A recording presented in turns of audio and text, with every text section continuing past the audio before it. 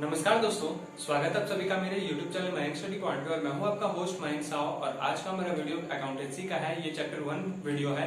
Chapter 2 मैंने इसके पहले वाले वीडियो पे बताया था। उसको मैंने पहले इसलिए बताया ताकि आपको चैप्टर 1 जब पढ़ाऊं तो अच्छे से समझ में आ जाए। तो चलिए वीडियो में आगे बढ़ते हैं। और वीडियो में आगे बढ़ने से पहले अगर आप सभी ने मेरे चैनल को अभी तक सब्सक्राइब नहीं किया है तो जल्दी से चैनल को करके सब्सक्राइब और प्रेस करिए बेल आइकन को भी, ताकि आपको हमारे आने वाले हर वीडियो का नोटिफिकेशन तुरंत मिले और आप उसे मिस ना कर सके। तो बढ़ते हैं आज का मेरे टॉपिक की तरफ। तो चलिए आज कुछ नया सीख लेते हैं।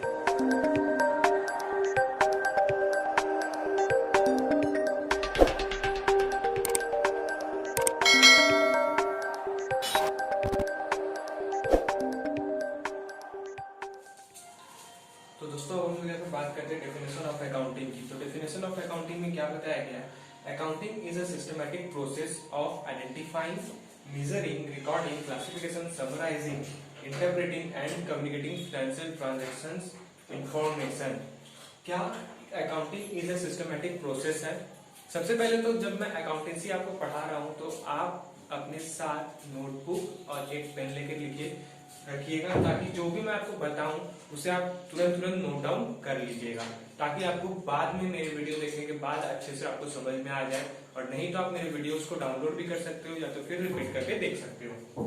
तो अकाउंटिंग एक सिस्टमैटिक प्रोसेस है जिसमें हम लोग को फिनेंशियल ट्रांजैक्शन या फिर हर तरह के ट्रांजैक्शन को आइडेंटिफाई करना होता है। बेसिकली अकाउंटिंग में सिर्फ हम लोग पैसों का ट्रांजैक्शन को आइडेंटिफाई करेंगे कि उसे कौन सा कैटेगरी का है, वो कितना का है, आइडेंटिफाई कितने रुपए में मैंने किसी को हेल्प किया है या फिर कितने रुपए में मैंने किसी को कुछ खरीदा है किसी से या किसी को कुछ दिया है, वो चीज। ये नहीं कि आप रास्ते में जा रहे हो किसी गरीब को पार करवा दिए, फिर कहीं रास्ते में जा रहे हो आपको किसी ने पार करवा दिया, तो वो ट्रांजैक्शन तो हो रहा है लेकिन वो ट्रांजैक्शन फिनेंशियल ट्रांजैक्शन तो नहीं हो रहा क्योंकि उस पर पैसे नहीं आ रहे। लेकिन अगर आप वही चीज किसी को बोल रहे हो कि मैं रास्ते में जा रहा था किसी भिखारी को 10 रुपए दे दिया, तो यहाँ 10 रुपए जो हो रहा है वो आपका फिनेंशियल ट्रांजैक्शन हो जा रहा है। तो वो आपको आइडेंटिफाई करना होगा अकाउंटिंग में कि कौन सा चीज आपका बिजनेस पर्पस पे यूज हो रहा है या बिजनेस के लिए है। तो सबसे पहले तो आपने आइडेंटिफाई कर लिया। आइडेंटिफाई करने के बाद मेजरिंग करना है कि आपने उसे मतलब मेजरिंग का मतलब होता है monetary value of your business या फिर ऑफ योर मनी, कि आपने कितने रुपए से उसे हेल्प किया या फिर कितने रुपए उसे दिए हैं या फिर कितने रुपए में आपने कुछ खरीदा है। तो ये आपको समझ लो कि वैल्यू क्या है, वो मनी वैल्यू क्या है, 10 रुपए है या 100 रुपए है या 200 रुपए है, वो समझना है मेजरिंग। अब होता है रिकॉर्डिंग की, उसे आपको सबसे पहले तो आपको एक बुक ऑफ अकाउंट्स में लिखना है। बुक ऑफ अकाउंट्स यानी कि जर्नल, इस पे हम लोग आने वाले वीडियो पे बात करेंगे कि जर्नल क्या होता है। तो आपको उस पे सबसे पहले लिखना है कि आपने ये खरीदा है, वो बेचा है, इतना में लिया है, इतना रुपए भिखारी को दिया है, इतने रुपए दोस्त को दिया है। तो ये आपको रिकॉर्ड करना है।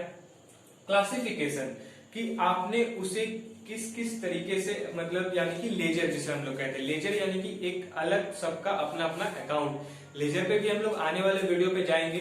यहाँ पे मैं शॉर्ट में बता दूं कि क्लासिफिकेशन जैसे कि आपने किसी को रेंट दिया तो रेंट का एक अलग अकाउंट बना लिया, आपने किसी अपने फ्रेंड को उधार में दिया तो उस फ्रेंड का जो ट्रांजैक्शन हो रहा है उस फ्रेंड का नाम जो रहा है उसका अलग अकाउंट बना लिया, आपने किसी से सामान लिया तो उस सामान का एक अलग अकाउंट बना लिया।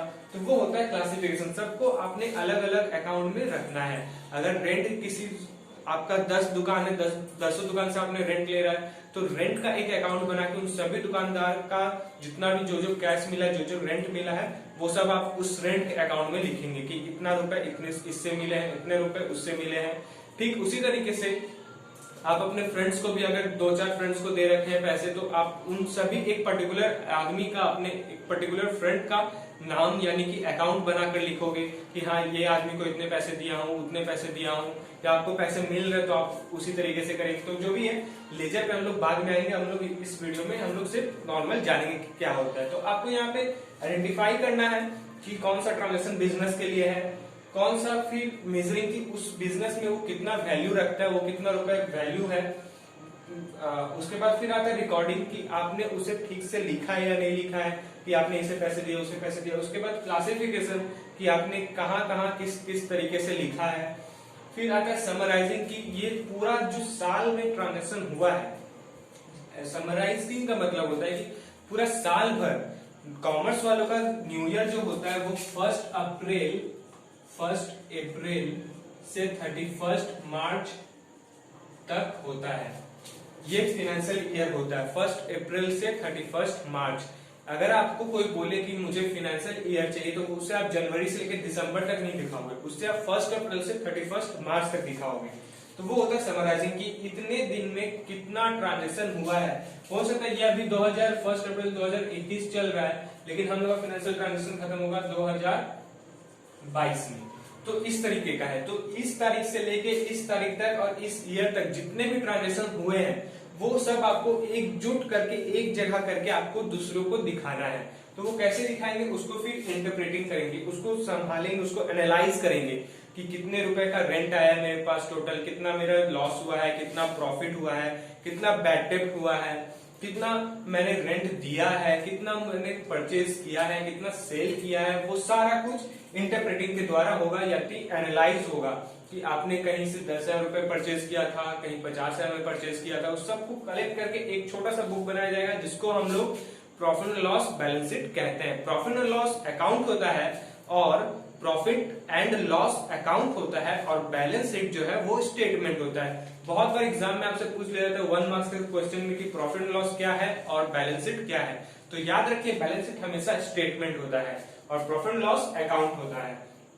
तो ये आपको इंटरप्रेटिंग करना है। उसके बाद communicating financial transaction information. Communicating, आपको जो बिजनेस में जहां से पैसे मिले हैं, आपके शेयर होल्डर से पैसे मिले हैं या फिर आपने किसी से लोन लिया है उसे, तो उन सभी को ये पूरे ट्रांजेक्शन के बारे में बताना है। वो कैसे कि आपने वो स्टेटमेंट बना दिया, बैलेंस शीट बना दिया या तो प्रॉफिट लॉस बनाकर दिखा दिया कि हाँ ऐसा ऐसा हुआ है, इतना मैंने पूरे साल भर में परचेज किया, इतना सारा मेरा ट्रांजेक्शन है वगैरह वगैरह, इतना लॉस हुआ है, इतना नेट प्रॉफिट है, इतना ड्रॉइंग है। तो ताकि जो देख रहा है, जो शेयर होल्डर है या फिर पब्लिकली आप किसी को दिखा रहे हो उसे तुरंत समझ में और उसे आप अकाउंटिंग पढ़ाने ना चल जाओ कि हाँ अकाउंटिंग ये होता है वो होता है। आप उसे इस तरीके से बना के दिखा दोगे ताकि उसको देखते ही समझ में आ जाए कि हाँ मेरा इतना पैसा लॉस हुआ है, इतना बिजनेस को इतना लॉस हुआ है, इतना प्रॉफिट हुआ है, शेयर को कितना, शेयर होल्डर को कितने पैसे मिलने चाहिए, इंटरेस्ट कितना मिलेगा, बोनस कितना मिलेगा, ये सब बताया जाता है और उसका इंफॉर्मेशन दिया जाता है। तो ये है अकाउंटिंग का डेफिनेशन। तो अकाउंटिंग में हम लोग क्या समझे कि अकाउंटिंग एक सिस्टमेटिक प्रोसेस द्वारा चलता है जिसमें हम लोग को सारे ट्रांजेक्शन को आइडेंटिफाई करके अपने बिजनेस में बताना पड़ता है, उसको मेजर करना पड़ता है, उसको क्लासिफाई करना पड़ता है और उसे ठीक से उसी तरीके से कैलकुलेट करना पड़ता है। प्रॉफिट एंड लॉस बनाकर हमें दिखाना पड़ता है पर ईयर 31 अप्रैल से 31 मार्च तक। अभी जैसे अभी ये फाइनेंशियल ईयर चल रहा है, अभी असेसमेंट ईयर है, ये जो मैंने लिखा है ये असेसमेंट ईयर होता है जो आने वाला है। लेकिन जब ये यहाँ पे अगर हम लोग 20 कर देते हैं, ये 20 और ये 21 अगर कर देते हैं तो ये हो जाएगा हम लोग का फाइनेंशियल ईयर जो इस वक्त चल रहा है। आज मैं वीडियो बना रहा हूँ, आज 17 तारीख है, 17 मार्च 2021। आप जब वीडियो देख रहे होगे, अगर 25 में भी 2025 में भी ये वीडियो देख रहे हो तो ये उसी दिन का डेट दिखाएगा 17 मार्च 2021। तो यहाँ पे अगर मैं बताऊं तो ये 1 अप्रैल से 31 मार्च तक का बनेगा। तो ये चल रहा है फाइनेंशियल ईयर।